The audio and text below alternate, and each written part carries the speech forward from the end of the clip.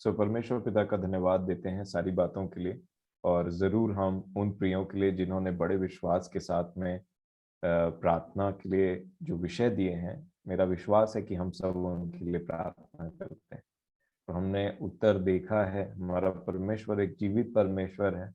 और ज़रूर उन सारी बातों के लिए हम प्रार्थना करें मेरे प्रियो। और जैसा कि हम करते भी हैं, मैं अभी तो समय हो गया है, नहीं तो मेरे मन में बहुत इच्छा थी कि ये जो उदासी का विषय है ना, जो इंसान उदास हो जाता है और उदास होकर के बेचारा, मैं बोलना चाहूंगा कि उसका परमेश्वर उससे प्रेम करता है।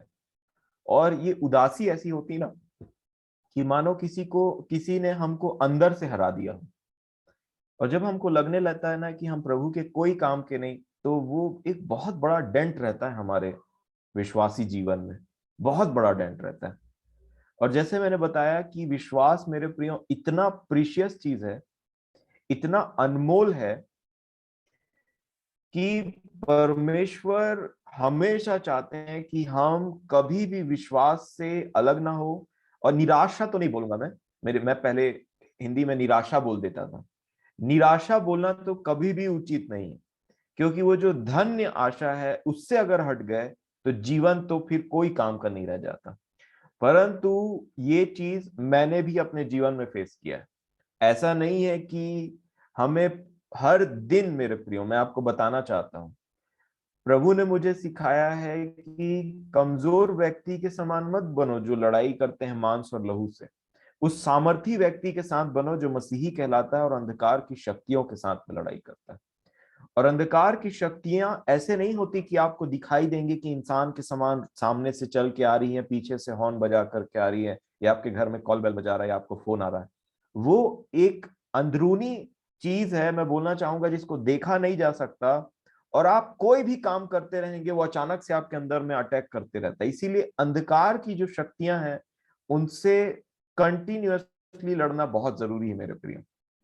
इस पृथ्वी के लोग जिस प्रकार कंटिन्यूअसली, कई बार ऐसा होता है ना कि मैं जब सांसारिक जीवन जीता था तो कंटिन्यूअसली आपको कभी दुकान वाले से लड़ाई हो गया, कभी रोड में लड़ाई हो गया, कभी घर परिवार में लड़ाई हो गया, कभी किसी और से। तो देखिए, कंटिन्यूअसली फाइट चलते रहता है मांस और लहू से, जब हम जीवन नहीं पाए रहते या फिर प्रभु में आगे बढ़ते रहते हैं और प्रभु हम पर वो ज्योति प्रकट करता है। हर एक विषय में ज्योति प्रकट होना बहुत जरूरी है। और उनमें से सबसे एक इंपॉर्टेंट बात है, जो एक मसीही इस बात को सहता है। और मैं बोलना चाहूंगा कि परमेश्वर का वो जो, मतलब ऐसा होता है ना, जो मिसअंडरस्टैंडिंग हो जाती है और जो उदासी एक विश्वासी के जीवन में आती है, उससे वो भटकता है और पुराने जीवन में जाता है और बदतर हो जाता है। मैंने ये जीवन जब पाया तो ऐसा नहीं है कि मेरा जीवन फ्लक्चुएशन से भरा नहीं। कंटिन्यूअसली मैं लड़ाई करता हूं अंधकार से, अंधकार की उन शक्तियों से जो मेरे विश्वास, आशा और प्रेम को डेंट मारने की कोशिश करती। चाहे उस पृथ्वी में कोई भी व्यक्ति, वस्तु या स्थान क्यों ना हो, ध्यान से देखना पड़ता है हमें, 24 घंटे चौकन्ना रहना पड़ता है कि कौन हमें कहीं प्रभु के, या कोई विचार, या कोई मनुष्य, या कोई विचार जो दूसरे मनुष्य के द्वारा एंटर करने की कोशिश कर रहे हैं, क्या वो हमें परमेश्वर के प्रेम, विश्वास और उस आशा से भटका तो नहीं रहे। जैसे यीशु कंटिन्यूअसली चौकन्ना थे। पतरस ने एक थॉट शेयर किया प्रभु यीशु के साथ में, यीशु ने पहचान लिया ये पतरस नहीं, ये दुष्ट है। परंतु उन्होंने पतरस को नहीं भगाया, शैतान को भगाया। और आप देखिए कितना सोफिस्टिकेटेड वे में शैतान ने एंटर किया और कितने अच्छे से उसने एक विचार दिया। मैं ये बात को देख रहा था मेरे प्रियो, अंधकार की शक्तियों से लड़ना बहुत जरूरी है। मैं समझता हूँ एक बहुत बड़ा हथियार है उदासी। तो मैं बताना चाहता हूँ, जो मैंने जीवन पाया तो ये 2019 में ऐसा हुआ। फिर उसके बाद में सब चीज अच्छा चलते रहा, चलते रहा, चलते रहा। उसके बाद 2020 और 21 के बीच की बात है। मैं समझता हूँ कि 21 ही है, 20-21, हाँ 20 का आखिरी और 21 ऐसे में मैं इतना ज्यादा उदास हो गया था और निराश भी हो गया था, विश्वास से भटक गया था। बाइबल पढ़ना मैंने छोड़ दिया था। बाइबल मतलब मेरा इच्छा नहीं होता था कि मैं बाइबल को टच करूं। प्रार्थना तो दूर की बात है। और एक के बाद दिन ऐसे बीतते चले जा रहे थे, बीतते चले जा रहे थे। और एकदम से एक व्यक्ति होता है ना कि जिसको कोई अंदर से निचोड़ ले रहा हो, उसकी इच्छा तो नहीं है, वो हंस जरूर लेता है वो, और उसके बाद धीरे धीरे धीरे धीरे आप सिकुड़ने लगते हैं। जैसे अंगूर सिकुड़ करके किशमिश बन जाता है ना, वैसे ही एक विश्वासी सिकुड़ करके एकदम से ऐसा लगता है कुछ बाकी नहीं रहा। और फिर आता है मृत्यु का भय, डर लगने लगता है इस दशा में अब तो गया। सब चीज जानने के बाद, वो चीजों को जानने के बाद एक व्यक्ति उदासी में फंसता फंसता फंसता चले जाता है और किसी से शेयर नहीं कर पाता। मेरी मम्मी ऐसा था कि मेरी मम्मी मेरे को पूछती नहीं थी माँ, पर एक दिन उसने पूछा बाइबल पढ़ता है? और मैंने बाइबल पढ़ना छोड़ दिया था। मैं तो ये भी भूल गया था कि कौन चीज कहाँ लिखी हुई है, क्या किसके बाद आता है। ऐसा होता है ना एक पागल इंसान जो भूल गया हो अपने जीवन के बारे में, ऐसे टाइप की मेरी दशा हो गई थी। पर कंटिन्यूअसली ड्यूटी जाना पड़ता था, काम करना पड़ता था, अपना जो काम था, सब बातें ऐसे चल रही थी। और ये जो उदासी थी ना, इसने मुझे इतना ग्रिप कर लिया था, इतना ग्रिप कर लिया था कि मेरे अंदर की जो आशा और विश्वास और प्रेम था ना, वो 3 और 0 हो चुका था। और बहुत हिम्मत करके, मैं तो बोलना चाहूंगा इसमें मेरा कोई भाग नहीं था, मैं तो सोचा मैं मेरा जीवन खत्म हो गया। और उसके बाद में बस जी रहे हैं मुर्दों के समान में इस पृथ्वी में, चले जा रहे हैं, चले जा रहे हैं। परंतु परमेश्वर ने फिर से अनुग्रह किया, और फिर से ऐसा हुआ कि मानो कोई पेड़ जो सूखते सूखते सूखते बस मर ही गया, मर मर भी गया, अब मतलब फाइनल है कि वो सड़ने वाला है और खत्म हो जाएगा, नष्ट होने वाला है, तब उसने फिर से उसमें जान डाल दिया। और तब मैंने, जब फिर से मैं उठा उठा उठा, तो धीरे धीरे धीरे जैसे हम दवाई खाते हैं ना और ठीक होने लगते हैं, वैसे ही प्रभु ने हील करना स्टार्ट किया। हीलिंग दी, दिमाग चित में लाया, उन सारी बातों को याद दिलाने लगे जो मैंने पहले पढ़ा था। और मैं आपको बताऊं, इस बार आशीष दुगनी थी। पहले जो मैं प्रभु में था, जो बातों को समझता था, इस बार डबल ग्रोथ था, समझ लीजिए। मैं आपको बताना चाहता हूं मेरे प्रिय, मैं इसके विषय में कल जरूर बात करूंगा आपसे। प्रभु मेरी सहायता करे, मैं इसको बहुत जल्दी में खत्म नहीं करना चाहता, और इसीलिए प्रभु मेरी सहायता करे। इन बातों को रखने के लिए आप मेरे लिए प्रार्थना करें, जैसा आप करते भी हैं, और मैं इस बात का शुक्रगुजार हूं आपकी उन प्रार्थनाओं के लिए, जिससे परमेश्वर उन द्वारों को, उन बातों को मुझे सामर्थ के द्वारा देते हैं और बोलने के लिए, हम सब की आशीष के लिए। जैसा हम जानते हैं सारी बातों से प्रभु की नाम से परमेश्वर की महिमा होती है।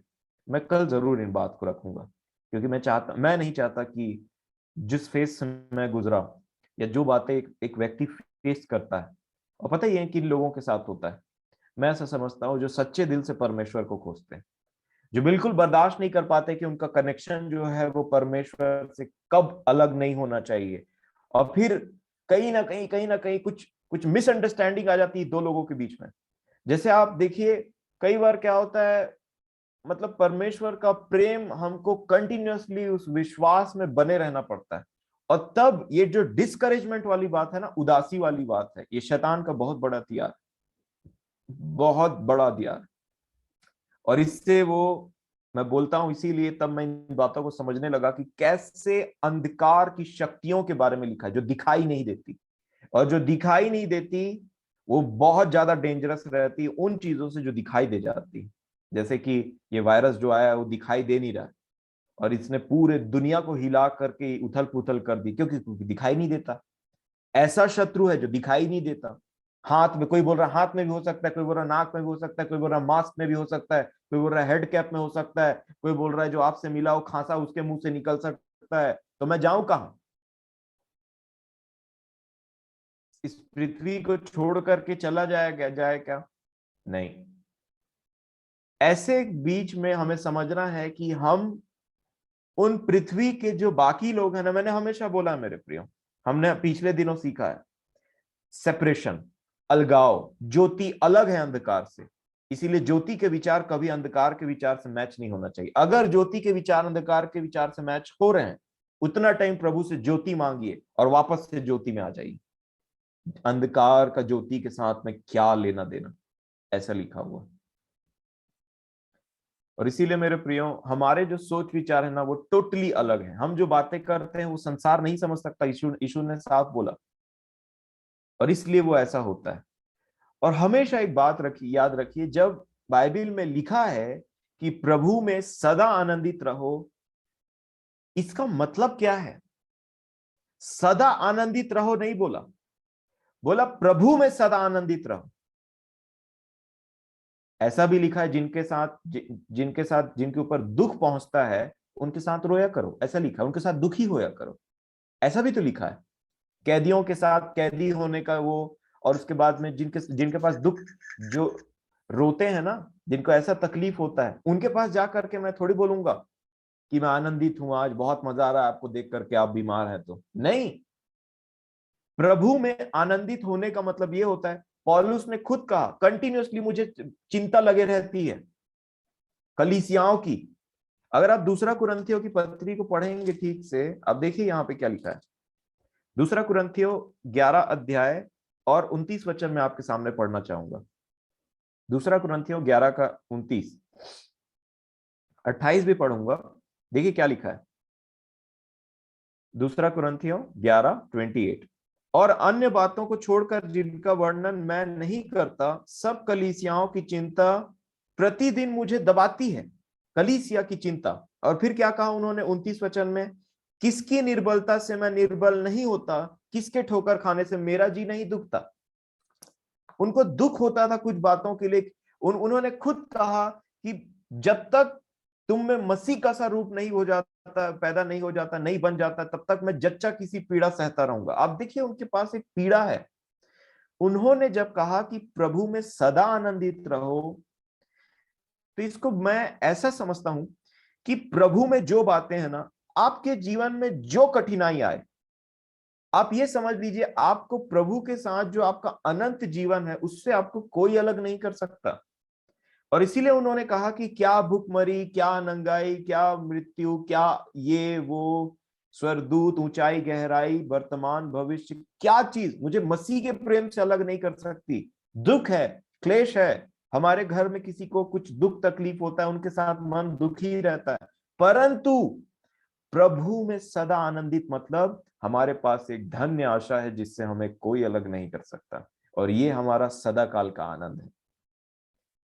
नंबर 2, जब आप देखें आपको कुछ दुख तकलीफ होती है, और वो ऐसा है कि अच्छे कामों की वजह से होती है, आपको आनंदित होना है उतना टाइम कि ये मेरे भलाई के लिए है। थोड़े दिन के सुख से प्रभु के लोगों के साथ दुख सहना उत्तम है। और ऐसे अगर मैं और आप जीवन जीते हैं तो वो एक आनंद का कारण है। आज मान लीजिए ऐसा हुआ कि आपका दिन अच्छा नहीं गया ड्यूटी में, आप कुछ ऐसा, किसी ने आपको कुछ बोल दिया या कुछ हो गया, मैं प्रैक्टिकल बात कर रहा हूँ। या मान लीजिए आपके मतलब आप रोड में जा रहे थे, किसी ने गाड़ी टच करा दिया, किसी के साथ हो गया, तो आपके मन में एक शांति रहना चाहिए। और ये जो शांति रहती है ना, इसको इतना जल्दी डिस्टर्ब नहीं किया जा सकता। मैं आपको सच बताता हूँ, क्योंकि मैंने अशांत और शांत, प्रभु की शांति के बिना भी जीवन बिताया है और प्रभु की शांति में भी जीवन बिताया। प्रभु की शांति जब हमारे हृदय में आती है ना, तो हमारा जो टॉलरेंस रहता है ना किसी चीज को सहने के लिए, चाहे वो दुख हो, चाहे वो अन्याय हो, वो प्रभु में ना बढ़ता चला जाता है, बढ़ता चला जाता है। और ये जो प्रभु शांति देते हैं ना हमारे हृदय में, ये शांति आपको बहुत सारे चीजों को सहने में बहुत आराम से आप सह जाएंगे। वेरस जो आपके आसपास में लोग रहेंगे, आपको कई बार बोल देंगे, कुछ बोलते क्यों नहीं, तुम चुप रहते हो, ये है वो है, ऐसा है वैसा है, क्योंकि लिखा है वो शांति सारी समझ से परे है। दिन भर हंसना ये बात का प्रमाण नहीं है कि मैं अंदर से आनंदित हूं। दिन भर स्माइल करना ये बात का प्रमाण नहीं है कि मैं अंदर से आनंदित हूं। ये तो एक सिम्टम है ना, एक सिम्टम है। जैसे कि मान लीजिए आपको ठंड लगा तो आप खांस रहे हैं, तो ठंड एक्चुअल चीज है, खांसी उसका सिम्टम है। अगर मैं अंदर से आनंदित हूं तो मेरे चेहरे पे जो मुस्कान है, जो जो मैं खुश हूं, जो मैं प्रभु में आनंदित हूं, वो एक सिम्टम है। इसका मतलब ये नहीं कि हम दिन भर हंसते रहें या फिर स्माइल करते रहें, नहीं। ये इस बात का प्रमाण नहीं, ये इस बात का प्रमाण है कि आप प्रभु में सदा आनंदित हैं। मतलब आपको धीरे धीरे ये जो पृथ्वी की जो चीजें हैं ना, वो अफेक्ट करना बंद कर दी और आपके आनंद को कोई शेक नहीं कर पा रहा। यही पौलुस ने जब रोमियो की कलीसिया को एक पत्री लिखा, उसमें भी कहा है। देखिए क्या लिखा, हमने ये बात डिस्कस किया है पहले भी। अगर आप रोमियो की पत्री उसका 12 अध्याय और 12 वचन पढ़ेंगे, देखिए क्या लिखा है। यहाँ पे पूरा उन्होंने बताना स्टार्ट किया। मैं बोलना चाहूंगा 12 का 12, आशा में आनंदित रहो। किसमें? आशा में आनंदित रहो, क्लेश में स्थिर रहो, प्रार्थना में नित्य लगे रहो। हमारा जीवन, जब याकूब बोलते हैं एलिया के बारे में, आपने ध्यान दिया कि 5 अध्याय में याकूब क्या बोलते हैं? एलिया भी हमारे समान दुख सुख भोगी मनुष्य था, ऐसा उन्होंने उनको रिप्रेजेंट किया। मतलब याकूब के जीवन में भी दुख सुख था, हर एक मनुष्य के लिए जीवन में दुख सुख है। ये जो बीमारी है, इसके विषय में भी मैं जो इस चीज को देखता हूं, देखिए कई बार बीमारी हमारी खुद की लापरवाही की वजह से भी आती है। ये बात हमको समझना पड़ेगा, है ना। हर बातों में एकदम से आत्मिक बन करके उस चीज को देखने की जरूरत नहीं है। अब सीधी सी बात है, अगर मैं ठंड है, मेरी मम्मी बार बार बोल रही है कि गर्म कपड़ा पहन के जा, गर्म कपड़ा पहन के जा, और मैं उस चीज को नहीं फॉलो करता हूं, तो मेरे को वहां पे बीमारी आएगी, तो इसका मतलब मेरी आत्मिकता से उसका कोई लेना देना नहीं है। तो सीधी सी बात है, उसमें मेरे को बुद्धिमान बनने की जरूरत है और कुछ चीजों को वहां पे जैसा है उस चीजों को वैसा करने की जरूरत है। लेकिन बीमारी एक वजह से इसलिए आती है क्योंकि हम शरीर में जीवित हैं, और जब तक आप इस पृथ्वी में जीवित रहेंगे, आपका शरीर आपको ये बात को बताते रहेगा कि इससे छुटकारा चाहिए। और ये एक ऐसी दे दी गई है जो सदा काल के लिए नहीं है। सदा काल के लिए रहती तो इसमें कोई डैमेज नहीं आता। जैसे परमेश्वर ने सूरज को बनाया है, तो सूरज की रोशनी कभी खत्म नहीं हो रही, क्योंकि उसने एक समय के लिए उसको परमानेंटली बना दिया। सूरज में कोई बिगाड़ खराबी नहीं आती कि बोला जाएगा इसको शट डाउन करेंगे 2 दिन के लिए, फिर इसमें कुछ रिपेयर का काम है, फिर इसको फिर लेके आएंगे। परंतु मनुष्य का शरीर ऐसा नहीं है, और इसलिए हमको इससे छुटकारा चाहिए। ये भी आपको इस बात को, आप ऐसा, हम जब प्रभु में पढ़ते हैं ना मेरे प्रियो, वो हमारे पूरे सोच विचार को बदल करके रख देता है, क्योंकि उसका वचन, मैं आपको कोई ऐसी बात नहीं बोलूंगा जो मैंने वचन से नहीं सीखा। यही मेरा कोशिश रहता है हमेशा। क्यों? क्योंकि मैं यहाँ अपने आप को रिप्रेजेंट नहीं करने आया हूं, मैं एक सेवक हूं जो सेवकाई देता हूं, और मेरी सेवकाई प्रभु यीशु मसीह के नाम से, और इसलिए ये काम मुझे बहुत ही डर भय के साथ में संभल करके करना पड़ता है। अगर आप देखिएगा कि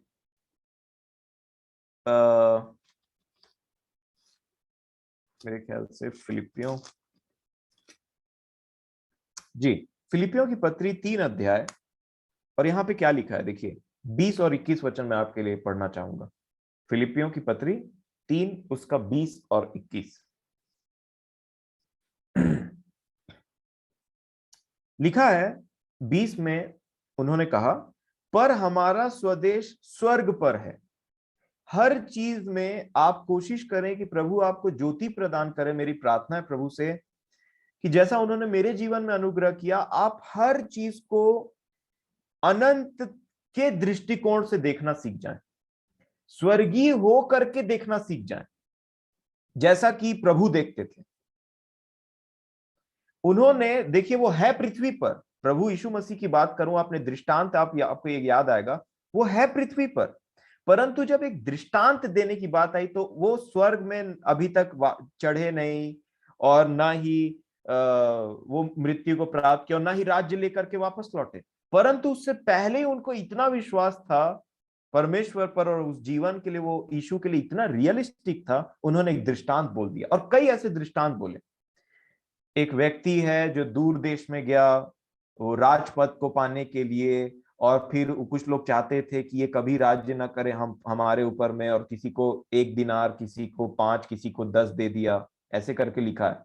तो प्रभु का देखिए विचार, वो है पृथ्वी पर, मृत्यु भी नहीं हुई है, अधिकार भी नहीं मिला, लेकिन वो इतने विश्वास के साथ इतने रियलिस्टिक हैं, वो बोलते हैं, उन्होंने एक दृष्टांत ही दे दिया, क्योंकि उनको पता था ऐसा होने वाला, क्योंकि वो स्वर्ग में वास कर रहे थे, उनका शरीर पृथ्वी पर था, और इसलिए कंटिन्यूअसली वहां रह करके उन चीजों को देखते थे। 20 में यहां पे इसीलिए एक ऐसी बात लिखी जो आपको समझ में आएगी, पर हमारा स्वदेश स्वर्ग पर है, और हम एक उद्धारकर्ता प्रभु यीशु मसीह की वहां से आने की बाट जोड़ रहे हैं। अब देखिए शरीर के बारे में कुछ लिखा है 21 वचन में, क्या लिखा है?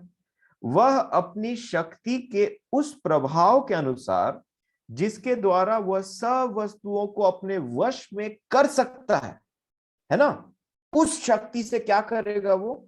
हमारी दीनहीन देह का रूप बदलकर अपनी महिमा की देह के अनुकूल बना देगा। आपको एक ऐसा ग्लोरियस बॉडी मिलने जा रहा है जिसमें कभी ना आंसू निकलेगा, ना कभी कट होगा तो खून निकलेगा, ना आपको पेट दर्द देगा, ना पैर दर्द देगा, ना हाथ दर्द देगा, ना सिर दर्द देगा, ना आपको कोई टेस्ट कराने की जरूरत है, ना आपको कोई एक्सरे करवाने की जरूरत है। ये दीनहीन देह है, जो पृथ्वी पर दीनहीन मतलब जो हमेशा आपको याद दिलाएगा कितना दीन दशा में है हम लोग, कितना तकलीफ होता है शरीर में। जैसे जैसे एज बढ़ते रहता है, एक इंसान बेचारा बहुत सारी चीजों को सहते रहता है, बाल झड़ना स्टार्ट हो जाएगा, यहां से गायब, यहां से गायब, कभी पूरा गायब, और उसके बाद में फिर ऐसा हो जाएगा कि हाथ से पहले एक बाल्टी पानी उठा लेते थे, वो भी नहीं उठा पा रहे हैं, धीरे धीरे डिपेंडेंट होना स्टार्ट हो जाता है एक व्यक्ति दूसरे के ऊपर में।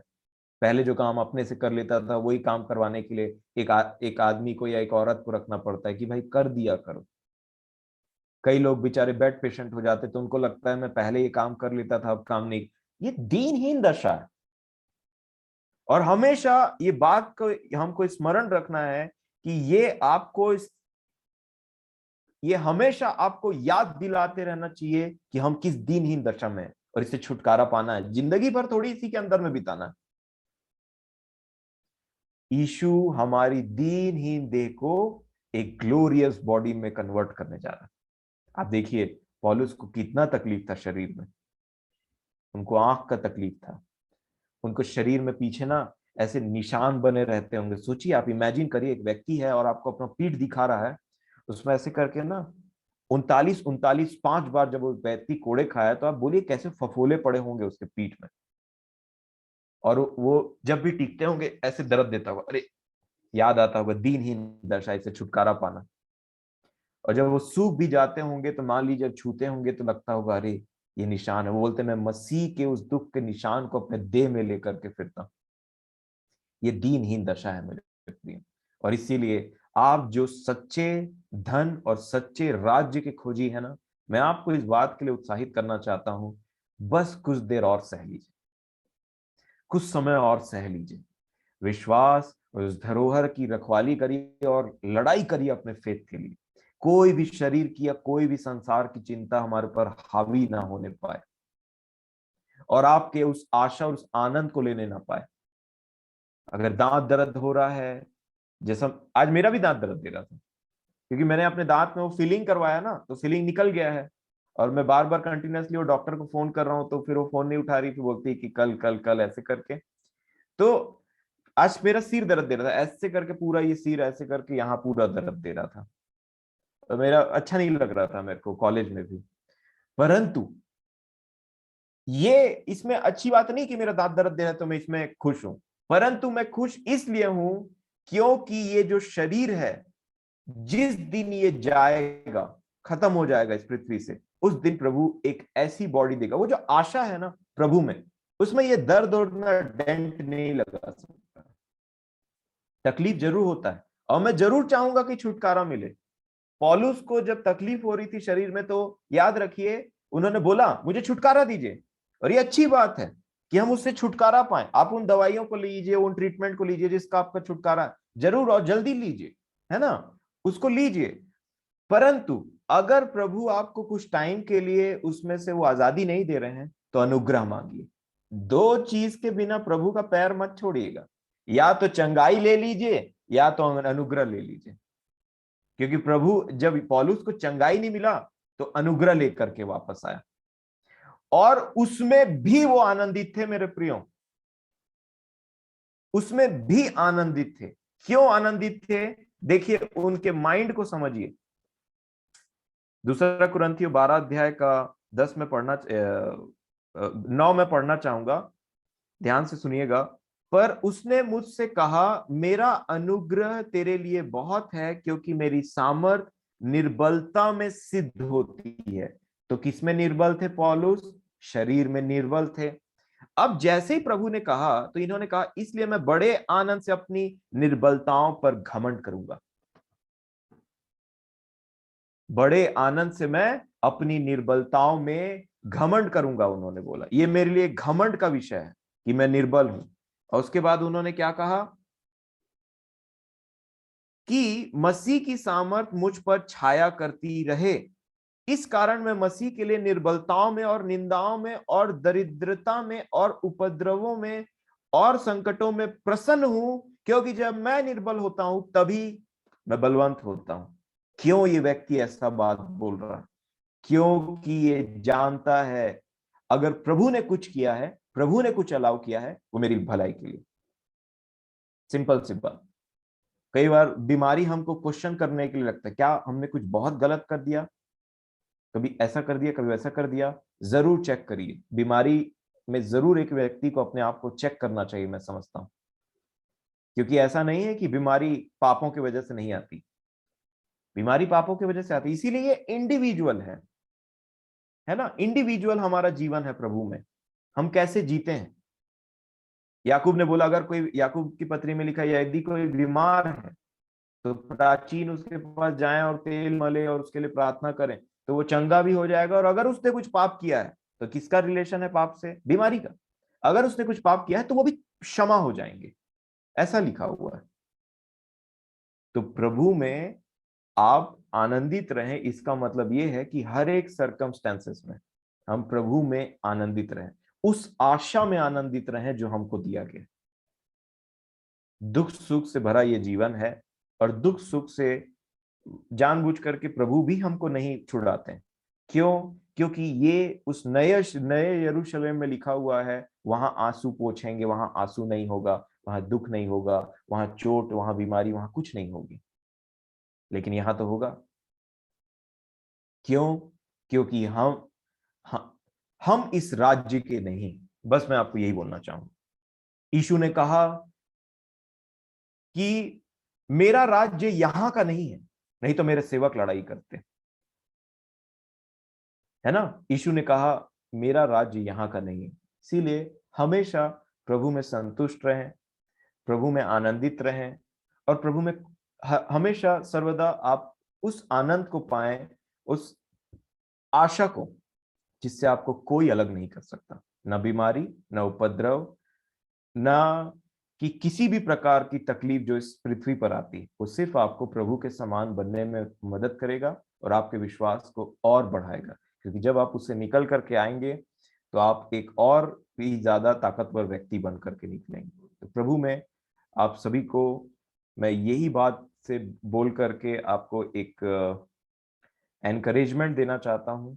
और उसके बाद में शांति के विषय में और आनंद के विषय में जो फिलिपियों की पत्री में उन्होंने लिखा 4 अध्याय में, उसको जरूर आगे पढ़िएगा।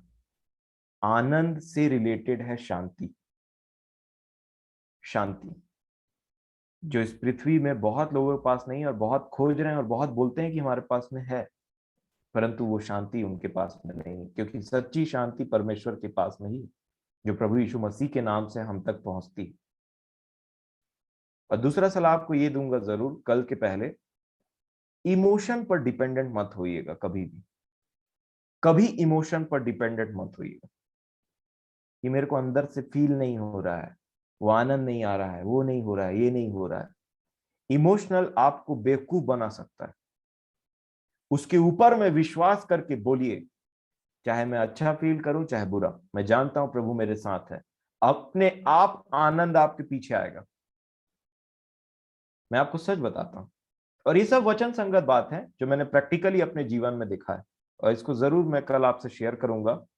और उसके बाद में जो पैसों के विषय की बात है मेरे प्रियो, जैसा कि हमारे बीच में एक क्वेश्चन अराइज हुआ है, एक विषय निकला है, तो प्रभु में मैं अपने जीवन के लिए उन बातों को ध्यान से कल सोच रहा था, आज भी सोच रहा था, और सोच रहा था, फिर मेरे सामने बहुत सारे वचन को मैं याद करता गया, प्रभु ने बहुत सारे वचनों को स्मरण कर कराया।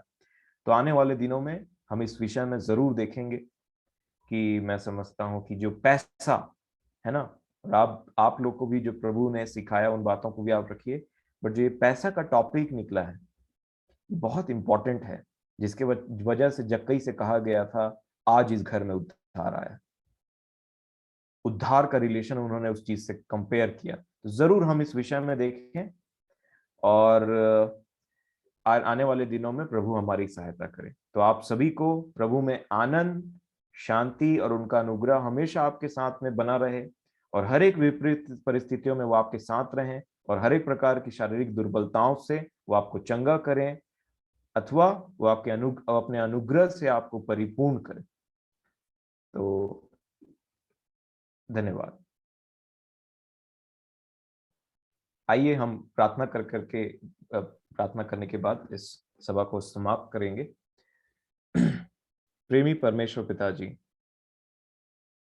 आपके उस महान प्रेम के लिए मैं आपका धन्यवाद देता हूं, अपने उद्धारकर्ता आपके प्रिय पुत्र प्रभु यीशु मसीह के नाम से। आप जो प्रेमी हैं, आप जो हमें एनकरेज करते हैं, आप जो हमारे विश्वास को बढ़ाते हैं और हमारे आशा को दृढ़ करते हैं, उस विश्वास की रखवाली आप ही के द्वारा होती है खुदावंद बाप। आप हमें बुद्धि प्रदान करते हैं, आप हमें उन अंधकार की शक्तियों पर जय देते हैं, आप हमारे उस हारे हुए जीवन को विजयी बनाते हैं। इसलिए मैं आपके नाम का धन्यवाद देता हूँ, और मैं धन्यवाद देता हूँ प्रेमी पिताजी कि ये ऐसा होता है, और हम अपने आप को जान सकते हैं, और आपके उस दया को, उसके अनुग्रह, आपके उस अनुग्रह के ऊपर में हम डिपेंडेंट बनना सीखते हैं, क्योंकि जान लेते हैं कि ना हमारे वचन के ज्ञान से कुछ चीज हो सकता है और ना ही हमसे कुछ हो सकता है। हम हमेशा आपके ऊपर में डिपेंडेंट रहें खुदावंद बाप, प्रतिदिन और हर समय ये जानते हुए कि आपका अनुग्रह जिसमें हम बने हुए हैं, अगर एक सेकंड के लिए भी हटे तो हम फिर से अपने पुराने जीवन में वापस चले जाते हैं।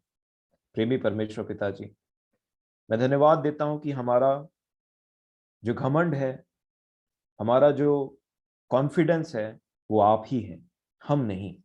क्योंकि हमने अपने जीवनों में देखा है कि हम आपके इस पवित्र और आत्मिक जीवन को जीने में असहाय हैं आपके बिना, परंतु जब आपकी सामर्थ आती है तब हम जान लेते हैं कि ये हम नहीं है, परंतु ये आप हैं, जो अपने आत्मा के द्वारा हमें अंदर से बल देते हैं, शांति देते हैं, आनंद देते हैं, और हमें याद दिलाते हैं कि आप हमसे कितना प्रेम करते हैं। हमें स्मरण दिलाते हैं कि आपने हमें छोड़ा नहीं है, आप हमारी दशा को जानते हैं। हमारे अंदर से जो आह निकलती है आत्मा की, भले हम शब्दों से बयान नहीं कर पाते, परंतु वो बातें आप तक पहुंच जाती है खुदावंद बाप, और आप बहुत ही भली बात ही जानते हैं कि हमें कैसे दृढ़ करना है। मैं आपसे विनती करता हूं कि आप अपने हर एक प्रियो को वो बल प्रदान करें अपने आत्मा के द्वारा, ताकि वो अपने भीतरी मनुष्यत्व में सामर्थ पा सके, जहां पे सिर्फ आप और उनका आत्मा, उनका प्राण रहता है। और मैं आपसे निवेदन करता हूं कि उनके भीतरी मनुष्यत्व में आप सामर्थ्य दें, ताकि शरीर की बातें उतना अफेक्ट न करें, और हम प्रतिदिन आपके पुत्र के समानता में बनते चले जाएं। आपकी यही इच्छा है हमारे जीवन के लिए, और हर एक भले कामों को जो आपने हमारे लिए रखा है, आप ही सामर्थ्य दीजिए कि हम उसे बड़े भय के साथ करने वाले हो सकें। प्रेमी परमेश्वर पिताजी, जितने लोग बीमार हैं, मैं पहले तो उनकी आत्मा के लिए प्रार्थना करता हूँ। जितने आत्मिक रूप से बीमार हैं, और शैतान जिनों के साथ में खेलता है अपने उनके दिमागों में नाना प्रकार के विचारों से, उन तीरों को फेंक करके, और कितने ऐसे हैं जो विश्वास से पीछे हट जाते हैं, जो डगमगा जाते हैं, जो भटक जाते हैं। प्रेमी परमेश्वर पिताजी, आपने ये मुझे महसूस कराया कि वो समय कैसा होता है। मैं आपसे उस दर्द के साथ में विनती करता हूँ कि आप उन पर अनुग्रह करें और वापस से उन्हें खड़ा करें, आत्मिक बल प्रदान करें, अंदर से सामर्थ प्रदान करें। हर एक प्रकार का डाउट, हर एक प्रकार की शंका, हर एक प्रकार के वो बंधन जिसमें वो जकड़े गए हैं, आप उन्हें छुटकारा प्रदान करें। आप उन्हें शांति और आनंद से भरें और वो आशा दें जो आपने हम में से हर एक के लिए रखा है। प्रेमी परमेश्वर पिताजी, शारीरिक दुख तकलीफों के लिए उन व्यक्तियों के लिए, उन मेरे प्रियों के लिए मैं प्रार्थना करता हूँ। आप उन पर अनुग्रह करें ताकि वे फिर से उठ करके खड़े हों और आपके नाम की गवाही देने वाले हो सकें।